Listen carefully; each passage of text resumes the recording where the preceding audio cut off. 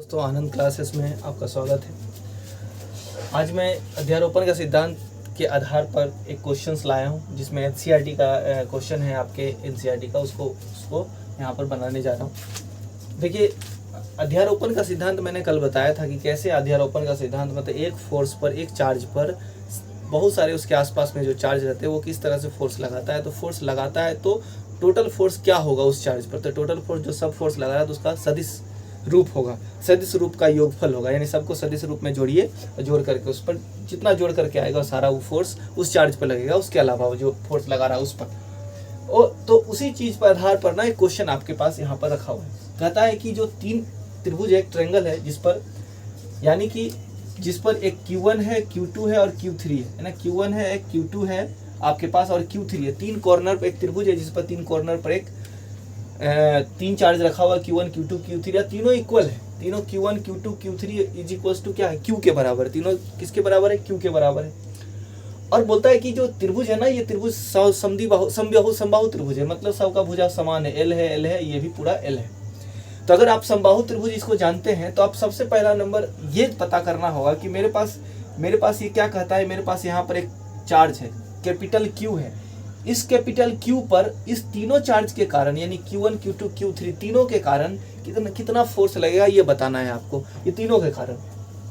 तो अब हम देखते हैं कि पहला मेरे पास यहाँ पर एक कैपिटल Q रखा हुआ है चार्ज, और यहाँ पर एक चार्ज रखा हुआ, मैं यहाँ पर एक ओवर U बना रहा हूँ, एक यहाँ पर रखा हुआ है चार्ज, एक यहाँ पर चार्ज रखा हुआ है, एक यहाँ पर चार्ज रखा हुआ है, इस तरह से, ठीक है। और ये मेरा कैपिटल Q है ना, इस तरह से।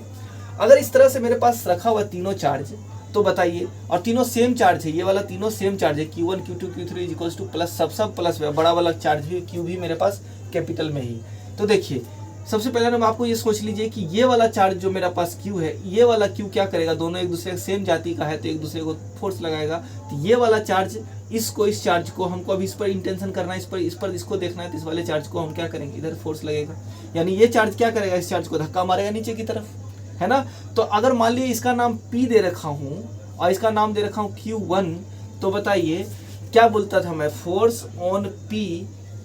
On P by 1, P by 1, कौन सा 1, चार्ज 1 के कारण, है ना, ये इधर लगेगा। उसी तरह से अब मान लीजिए ये वाला चार्ज मेरे पास Q2 है, Q3 है, इधर रखा हुआ, ये वाला देखिए Q3 है, तो ये वाला Q3 अकेला तो नहीं बैठेगा, बोलेगा भाई हम भी मारेंगे, क्योंकि ये भी एक दूसरे का सेम चार्ज है। तो सेम चार्ज जब ये चार्ज इस पे लगाएगा तो ये वाला फोर्स लगा देगा इधर की तरफ, जस्ट इसके सामने, है ना, इसको इधर धक्का मारेगा। मेरा इंटेंशन अभी इस पर नहीं है, मेरा इंटेंशन ये भी चार्ज इस पर धक्का मारेगा इधर की तरफ, याद रखिएगा, ये वाला चार्ज भी इसको धक्का मारेगा, लेकिन मुझे इसको कैलकुलेट नहीं करना है, मुझे इस पर करना है, इस पर ध्यान देना, इस चार्ज पर हमको कितना फोर्स लग रहा है और इसका वेक्टर फॉर्म। तो बताइए ये वाला डायरेक्शन जो फोर्स लगेगा वो वाला फोर्स क्या है, F, force on P by 3, है ना, बाय 3 का मतलब चार्ज 3, ठीक ना। अब बताइए ये चार्ज भी रखा हुआ है, ये चार्ज किसको धक्का मारेगा, इसको उधर धक्का मारेगा, किसको उधर धक्का मारेगा, इस तरह से, है ना। तो ये P पर फोर्स लगाया था, यानी F force on P by 2। अब ये तीनों फोर्स जो है ना, इसका वेक्टर सम होना है। वेक्टर सम मतलब तीनों फोर्स लग रहा है किस पर, FP पर, फोर्स ऑन P बराबर FP1 plus FP2 plus FP3। ये तीनों का वेक्टर सम है, क्योंकि मैंने बताया था ना एक चार्ज है यहाँ पर, बाकी तीन चार्ज है, तीनों मिलकर इस पर फोर्स लगाएगा। तो तीनों का जो सम है उसको नॉर्मली नहीं जोड़ना, इसको वेक्टर के रूप में जोड़ना है। तो वेक्टर के रूप में जोड़ने का सबसे अच्छा तरीका है, कैसे जोड़ेंगे, तरीका इस तरीका से। तो सबसे पहला नंबर, इस चार्ज और इस चार्ज के बीच का डिस्टेंस चाहिए हमको, ये वाला चार्ज ये चार्ज के बीच का डिस्टेंस कितना फोर्स लग रहा है वो कैलकुलेट कर ले, या किसी एक से निकाले, देखते तीनों बराबर है कि नहीं। तीनों बराबर होगा, क्यों तीनों बराबर होगा, आप देखिए तीनों इसलिए बराबर होगा कि चार्ज तीनों का सेम है ना, और इक्विलेटरल ट्रायंगल है तो डिस्टेंस सबका सेम होगा। तो आप उस तरह से निकाल लीजिए फोर्स, कोई एक फोर्स निकाल लीजिए, या आप मान लीजिए FP1 निकाल लीजिए, मैग्नीट्यूड निकाल लीजिए, FP1 मैग्नीट्यूड निकालिए। FP1 बराबर मतलब ये वाला डिस्टेंस, या P3 निकाल लीजिए, कोई भी निकाल लीजिए आप, जिसका डिस्टेंस आपको पता। तो FP3 कैसे निकालिएगा, फोर्स बराबर लिखिएगा, फोर्स बराबर क्या होता है, 1 अपॉन कूलम के नियम से 4πε0 गुने Q1 Q2 बटे R स्क्वायर। देखिए ये वाला मेरे पास कैपिटल Q है, ये मेरा पास स्मॉल q है, देखिए स्मॉल q है, ये दोनों का मल्टीप्लाई हो जाएगा Q इंटू Q अपॉन क्या, आर स्क्वायर। अच्छा, ये डिस्टेंस कैसे निकलेगा, ये डिस्टेंस, तो देखिए ये डिस्टेंस निकालने के लिए आप क्या कीजिएगा, सबसे पहला नंबर ये डिस्टेंस निकालने के लिए आप बताइए, समबाहु त्रिभुज है, समबाहु त्रिभुज में ये वाला कोण कितने डिग्री का, 60 डिग्री का होता है। अगर मैं इससे 20 से एक लाइन खींचूं तो वो कितने डिग्री का हो जाएगा, 30 डिग्री का हो जाएगा। अगर ये 30 डिग्री का होगा तो बताइए हमको चाहिए डिस्टेंस ना, ये वाला डिस्टेंस। तो आप जानते हैं कॉस थीटा बराबर क्या होता है, आधार बटा कर्ण होता है। आधार हमको दे रखा, क्यों दे रखा है, L/2, मतलब अगर हम इसको 20 से खींचेंगे तो आधा आधा बांटता है, तो ये मेरा L है, तो ये मेरा L/2 हो जाएगा। जैसे ही L/2 हुआ, अब बताइए L/2 हुआ, हमको आधार दिया हुआ कर्ण चाहिए, तो कौन सा फॉर्मूला लगाएं, cos थीटा। जैसे ही cos थीटा लगाए, cos 30 डिग्री बराबर क्या होता है, आधार बटा कर्ण। कर्ण मेरा CP है ना, यही डिस्टेंस निकालना है मुझे, चार्ज के बीच का डिस्टेंस, तो मैंने CP लिखा, L/2 रखा, 2 से 2 कैंसिल, क्योंकि cos 30 का वैल्यू होता है √3/2, तो 2 से 2 कैंसिल हो गया, तो CP बराबर आ गया मेरे को L/√3, L/√3, L/√3 आया। जैसे मुझे L/√3 आया, हम क्या देखते हैं कि ये डिस्टेंस मुझे ये वाला मिलता है। आप उसी तरह से डिस्टेंस इधर से साइड से भी निकालिएगा तो उतना ही डिस्टेंस आएगा L/√3, उसी तरह से ये वाला भी आएगा तो L/√3 आएगा। मुझे बस यही इंटेंशन करना था, देखना था इसका दूरी। तो CP का स्क्वायर करना होगा, क्योंकि 1/2 4π0 Q1 Q2 बटे R स्क्वायर होता है। तो R स्क्वायर के मेरे पास क्या है, L/√3 का क्या होल स्क्वायर करेंगे। जैसे मैं होल स्क्वायर किया तो मुझे क्या मिल गया, 1/4π0 into Q upon L square into 3, है ना। √3 का स्क्वायर जाएगा, ऊपर में 3 हो जाएगा, 3 ऊपर चला गया। यानी कि मुझे FP3 जो मिला वो कितना मिला, 1/4π0 into 3 into Q upon L square. This is the force. और ये फोर्स हमको कितना आया, 3Q बटे L स्क्वायर। अब देखिए ये जो फोर्स आया, ये फोर्स तीनों के लिए बराबर होगा, तो ये वाला फोर्स इसके लिए, ये वाला फोर्स भी इतना ही होगा, और ये वाला फोर्स भी इतना ही होगा। ये जो तीनों फोर्स है ना, F1 F2 तीनों का मैग्नीट्यूड जो होगा, यानी परिमाण जो होगा, तीनों के लिए सेम होगा। क्यों सेम होगा, क्योंकि मैंने बताया चार्ज देखिए Q है, सेम है चार्ज, ये भी Q है, दोनों का डिस्टेंस, सबका डिस्टेंस सेम रहेगा, तो मेरे पास फोर्स भी सेम रहेगा। और जैसे ही फोर्स सेम रहेगा तो इसको हम कुछ मान लेंगे, कुछ क्या मान लेंगे, इसको बार बार इसको लिखना ना पड़े। FP3 जो हम मानेंगे, FP3 का मतलब फोर्स ऑन P/3, 3 चार्ज मतलब वो वाले, इसको मान के चलें K, क्या मान ले, K मान लेते हैं। और तीनों के लिए K हो जाएगा, तीनों का मैग्नीट्यूड कितना हो जाएगा, K हो जाएगा। F इसको लिख दीजिए, FP1 लिख दीजिए, तब भी उसके लिए भी K होगा। FP2 लिख दीजिए तो उसके लिए भी क्या हो जाएगा, K। तीनों के लिए मुझे क्या हो गया, K, तीनों के लिए K होगा। क्यों K होगा, क्योंकि सबका मैग्नीट्यूड इतना ही आने वाला है, इतने आने वाले, इसलिए मैंने सबको K मान लिया। अब मुझे वेक्टर का काम करना है, ध्यान से देखिएगा। अब हम इसको जोड़ सकते, इसको तो नॉर्मल मैग्नीट्यूड निकाल लिए, अगर ये अदिश होता तो तीनों को जोड़ देते, लेकिन अदिश नहीं है, ये सदिश है। तो सदिश में हमको वेक्टर के साथ, वेक्टर सदिश रूप में इसको जोड़ना है। तो कैसे जोड़ेंगे, देखिए ध्यान से। अब आप देखिए यहाँ पर अगर 3 गो एंगल बना है ना, इधर साइड देखिए, इधर साइड इधर से तीनों, और तीनों मिलाकर देखिए कितना है, 360 बनता है। अगर ये 360 बनता है तो इसके बीच का एंगल कितना डिग्री होगा, 120 डिग्री होगा कि नहीं। ये वाला एंगल कितना डिग्री होगा, 120 डिग्री। अब ये 120 डिग्री होगा तो ये भी 120 डिग्री है, ये भी 120 डिग्री, 360 डिग्री होता है। अब आप बताइए, हमने आपको रिजल्टेंट के लिए एक फॉर्मूला बताया था, FR।